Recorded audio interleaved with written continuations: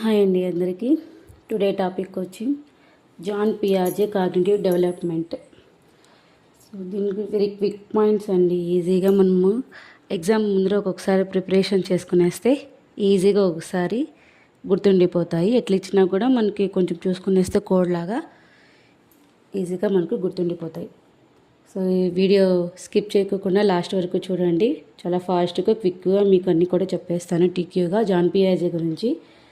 So John Piaget is the father of cognitive development. He was a Swiss psychologist.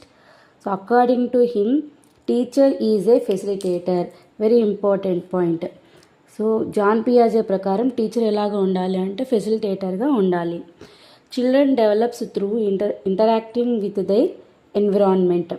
So children according to him ఈయన సిద్ధాంతం ప్రకారం అంటే children develops through interacting with their environment. So children ఏ విధంగా develop అవుతారంటే ఇతరులతో interact అవుతూ ఉంటే, వాళ్ళ చుట్టూ ఉన్న వాళ్ళతో ఇంటరాక్ట్ అవుతూ ఉంటే ఆటోమేటిక్గా చిల్డ్రన్స్లో డెవలప్మెంట్ అనేది ఇంప్రూవ్ అవుతుంది. Next childrens individual learning and child discovers and construct knowledge. So childrens యొక్క ఇండివిజువాలిటీ అనేది వాళ్ళు స్వతహాగా నేర్చుకుంటుంటే, ఇతరులతో మనం ఇంటరాక్ట్ అవుతున్నప్పుడు ఆటోమేటిక్గా వాళ్ళు నేర్చుకోవడం వల్ల వాళ్ళ డెవలప్మెంట్ అనేది ఒక కన్స్ట్రక్ట్ లాగా ఉంటుందన్నమాట. సో నాలెడ్జ్ అనేది అలాగే గెయిన్ అవుతుంది. Okay, so according to him stages వచ్చి 4 stages: sensory motor stage, pre operational stage, concrete operational stage, formal operational stage. So sensory motor స్టేజ్లో ఏజ్ వచ్చి 0 to means born to 2 years. ఇది time period. ఇక్కడ children ఏ విధంగా development అవుతారంటే child learns through senses and actions. In this stage children learn through their senses and actions. So childrens feels object permanence. వీళ్ళ దృష్టిలో ఏ విధంగా పిల్లలు ఫీల్ అవుతారంటే ఆబ్జెక్ట్ అనేది పర్మనెన్స్ అంటే పర్మనెంట్, ఇది ఇలాగే ఉంటుంది, ఇలాగే చేయాలి, మనం ఇలాగే ముట్టుకోవాలి, సో ఇలా టచ్ చేస్తే ఇలా సాఫ్ట్గా ఉంటుంది, సంథింగ్. సో వాళ్ళ ఆబ్జెక్ట్ చూస్తే మనకి ఎలా అనిపిస్తుంది అంటే ఏదన్నా ముట్టుకున్నప్పుడు చూసినప్పుడు ఆబ్జెక్ట్ అనేది పర్మనెంట్గా ఉంటుందని ఫీలింగ్ వస్తుంది ఎవరికి? సెన్సారీ స్టేజ్లో పిల్లలకు. సో నెక్స్ట్ వచ్చి ప్రీ ఆపరేషనల్ స్టేజ్. దీని యొక్క టైం పీరియడ్ వచ్చి 2 years నుంచి 7 years వరకు ఉంటుంది. So child behave egocentric. So వీళ్ళలో ఏమైనా ముట్టుకుంటాం, వాళ్ళ చేతిలో ఉన్న వస్తువు మనం తీసుకున్నాం అనుకో ఆటోమేటిక్గా నాది అనే ఫీలింగ్ వచ్చేసి వాళ్ళు లాక్కునేస్తారు. ఓకే, అది ఈగోసెంట్రిక్ పీరియడ్ అంటే ఏమి అంటే ప్రీ ఆపరేషనల్ స్టేజ్. సో వీళ్ళ యొక్క బిహేవియర్ ఎలా ఉంటుందంటే సింబాలిక్ పే. ఇలా ముట్టుకుంటే ఇలా దీన్ని ఇలాగా ఆడుకోవడం, ఒక వస్తువు మనం ఆడుకోవాలి అంటే దీన్ని ఇలాగా జరిపితే ముందుకు వెళ్తుంది, దేనికి లాగితే వెనక్కి వస్తుంది. టాయ్స్ వస్తాయి, ఇట్లా లాగి వదిలేస్తే ఈజీగా వెళ్ళిపోతాయి కదా. సో అట్లా ఇలా చేస్తేనే ముందుకు పోతుంది అంటారు. చాలా వరకు మనకన్నా ఎక్కువ విషయాలు పిల్లలకే తెలుస్తాయి అని అంటే వాళ్ళ క్రియేటివిటీ అనేది ఆ విధంగా ఉంటుందన్నమాట. That is symbolic play. Next వచ్చి కాంక్రీట్ ఆపరేషన్ స్టేజ్. దీని గురించి మధ్య చాలా క్వశ్చన్స్ అడుగుతూ ఉన్నారనమాట. అంటే ఇండైరెక్ట్గా అడుగుతారు, టైం పీరియడ్ ఏం కాదు కానీ 7 years to 11 years అంటే టైం పీరియడ్గా కాదు వాళ్ళు అడగడము, ఒక క్వశ్చన్ని ఇండైరెక్ట్గా అడుగుతూ ఇలాగ చేస్తూ ఉన్నారు అంటే అది ఏ స్టేజ్కి సంబంధించినది, పిల్లలు ఏ స్టేజ్లో ఉంటారు అన్న విధంగా క్వశ్చన్ అడుగుతూ ఉన్నారనమాట. So concrete operation stage important. Time period వచ్చి 7 years నుంచి 11 years వరకు ఉంటుంది. Child thinks logically, direct thinking.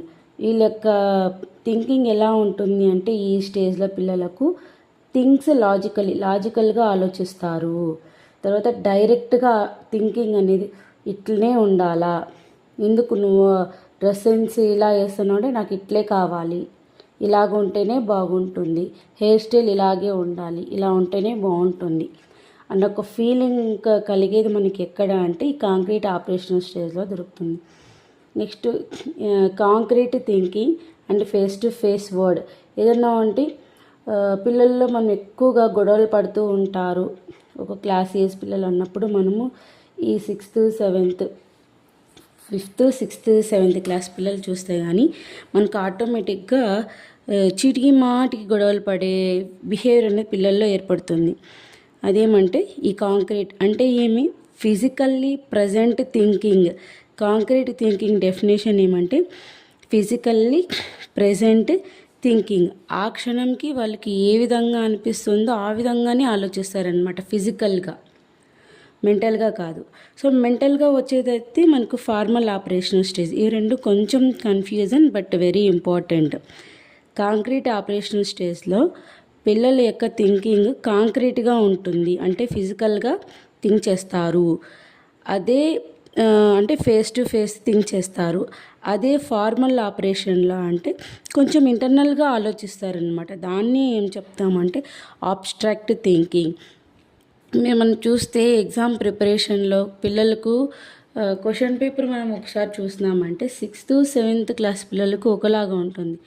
8th ఇంకొంచెం అప్లైడ్గా వస్తుంది. అదే 9th 10th వచ్చేసరికి వాళ్ళు బాగా లెసన్ చదివి ఉంటే లేదా లెసన్ బాగా అర్థం అయ్యింటే తప్ప వాళ్ళు రాసేలాగా ఉండవు. అంటే వాళ్ళు అర్థం చేసుకొని ఉంటే ఆ క్వశ్చన్స్ అనేది వాళ్ళు ఈజీగా ఆ క్వశ్చన్స్కి ఆన్సర్ చేస్తారు. ఆ కాన్సెప్ట్ వాళ్ళకి అర్థం కాలేదనుకో ఆ క్వశ్చన్స్కి వాళ్ళు ఆన్సర్ చేయలేరు. దాన్ని ఇక్కడ ఏం చెప్తామంటే కాన్సెప్టువల్ థింకింగ్. అంటే ఏదైనా ఒక టాపిక్ వైజ్ మనం ప్యాసేజ్ క్వశ్చన్స్ కూడా ఇంగ్లీష్లో కానీ తెలుగులో కానీ ప్యాసేజ్ ఇచ్చి దాన్ని క్వశ్చన్స్ అడుగుతారు. ఏ ఏజ్లో ఇస్తారు చెప్పండి? 8th 9thకి ఎక్కువగా ఇస్తారు, 8th 9th 10thకి. అదే 6th 7thకి జస్ట్ ప్యాసేజ్లోని క్వశ్చన్స్ డైరెక్ట్గా అలాగే ఉంటాయి, ఊరికే అక్కడి నుంచి అక్కడ చూసేసుకొని ఆన్సర్స్ పెట్టేస్తారు.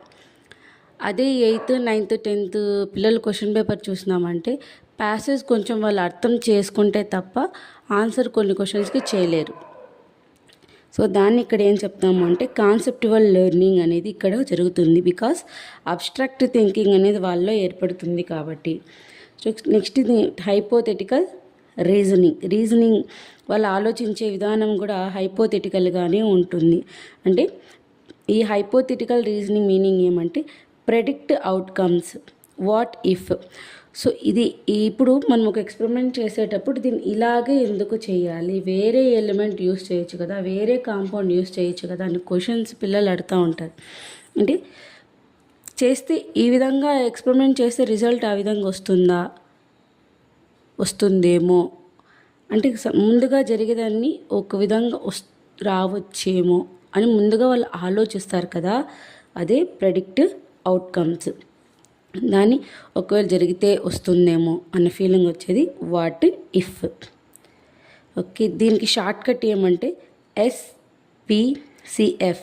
ఎస్ అంటే సెన్సారీ మోటార్ స్టేజ్, పి అంటే ప్రీ ఆపరేషనల్ స్టేజ్, సి అంటే కాంక్రీట్ ఆపరేషనల్ స్టేజ్, ఎఫ్ అంటే ఫార్మల్ ఆపరేషనల్ స్టేజ్. కోడ్ చెప్తాను చూడండి. సెన్సారీ మోటార్కి వచ్చి object permanence. Child learn through senses ద్వారా నేర్చుకుంటారు. ఆబ్జెక్ట్ పర్మనెన్స్గా ఉంటుంది. ప్రీ ఆపరేషనల్ స్టేజ్ వీళ్ళు సింబాలిక్ ప్లే వాళ్ళు ఉంటుంది. ఈగోసెంట్రిజం. కాంక్రీట్ అంటే వాళ్ళు డైరెక్ట్గా ఫేస్ టు ఫేస్. ఇది కాంక్రీట్ థింకింగ్ అనేది మనకు అర్థం కాకపోతే face to face, concrete face to face. Formal operational stage, F అంటే ఫార్మల్ ఆపరేషనల్ స్టేజ్ ప్రెడిక్ట్ లేదా అబ్స్ట్రాక్ట్ థింకింగ్. ఇది స్టేజెస్ ఆఫ్ డెవలప్మెంట్. సో దీంట్లో మనం మెయిన్ కాన్సెప్ట్ ఎలాగ నేర్చుకుంటామంటే process of learning, schema, assimilation, accommodation, equilibration. So రీసెంట్గా సీటెట్ రాసిన దాంట్లో స్కీమా గురించి క్వశ్చన్ అడిగారు. స్కీమా అంటే ఏమంటే already exist knowledge in the brain, that is mental structure to organize knowledge. Schema అంటే ఏమంటే ఏదైనా ఒక టాపిక్ సంబంధించిన ఇన్ఫర్మేషన్ ఆల్రెడీ బ్రెయిన్లో స్టోరేజ్ అయి ఉంటుందన్నమాట. దాన్ని ఏమంటామంటే already exist knowledge in the brain, అంటే mental structure to organize knowledge. For example మనం పిజ్జా అన్నాం అనుకో, పిజ్జా అనే వర్డ్ రాగానే మన బ్రెయిన్లో దాని గురించి ఉండిపోయింది. ఆ షేప్, కలర్, టేస్ట్ అనేది మన బ్రెయిన్లో ఉండిపోతుంది. అంటే అది మనకు స్కీమా. దీని మీద కూడా మన ఈ మధ్య బిట్స్ అడుగుతున్నారు. నేను రాసిన సీటెట్ ఎగ్జామ్లో నాకు స్కీమా గురించి 2 క్వశ్చన్స్ వచ్చాయండి. నెక్స్ట్ అసిమిలేషన్ అసిమిలేషన్ అంటే fitting or integrating new information into existing schema. ఇప్పుడు పిజ్జా అనేది పిజ్జా అంటేనే మనం మైండ్లో గుర్తుండిపోయింది కదా, దాన్ని మనము వేరే పార్ట్స్గా వేరే డిజైన్గా చేస్తే అంటే వేరే ఇంగ్రీడియంట్స్ యూస్ చేస్తే అలాగ అప్లై చేసేదాన్ని ఏమంటామంటే అసిమిలేషన్. అకామిడేషన్, ఈ అకామిడేషన్ ఏమంటే changing or modifying schemas to fit new information.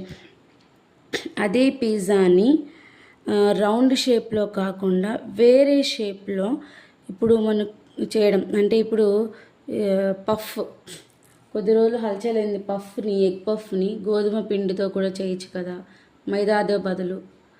So చేసే ప్రెజర్ ఒకటే, కానీ మైదా దాని బదులు మనం గోధుమ పిండి అప్లై చేస్తున్నాం కదా, అది మనకి ఏమవుతుందంటే మాడిఫికేషన్ కాన్సెప్ట్ అది, కానీ దాన్ని మనం ఇంకొకలాగా అప్లై చేయడాన్ని ఏమంటామంటే అకామిడేషన్. ఇందులో అసిమిలేషన్ ఉంటుంది, స్కీమా రెండు కూడా దీంట్లో ఎగ్జిస్ట్ అయి ఉంటాయన్నమాట. నెక్స్ట్ వచ్చి equilibration, balance between assimilation and accommodation. ఈ అసిమిలేషన్కి అకామిడేషన్ని మనం బ్యాలెన్స్ చేసేదాన్ని ఏమంటామంటే ఈక్విలిబ్రేషన్. సో మనకి what are the key points present in the John పియాజే కాగ్నిటివ్ డెవలప్మెంట్ ఏమంటే ఈ 4 మనం గుర్తుపెట్టుకోవాలి: schema, assimilation, accommodation, equilibration. Assimilation అంటే ఆల్రెడీ మనకు ఇన్ఫర్మేషన్ బ్రెయిన్లో ఉండిపోవడం. Assimilation fitting or integrating new information into existing schema, already ఉన్న స్కీమాని మనం ఇంకొకలాగా చేయడం. అకామిడేషన్ అంటే అదే కాన్సెప్టే ఉంటుంది, లేకుంటే దాన్ని వేరే దాంట్లో అప్లై చేస్తున్నాం, ఇంప్లిమెంట్ చేస్తున్నాం, పూర్తిగా చేంజ్ చేస్తున్నాం. ఓకే. ఈక్విలిబ్రైజేషన్ అంటే అసిమిలేషన్ అకామిడేషన్కి మధ్యలో ఉండేది ఏమవుతుంది, ఈక్విలిబ్రైజేషన్ అవుతుంది. సో మీకు నచ్చితే please share and subscribe. Thank you.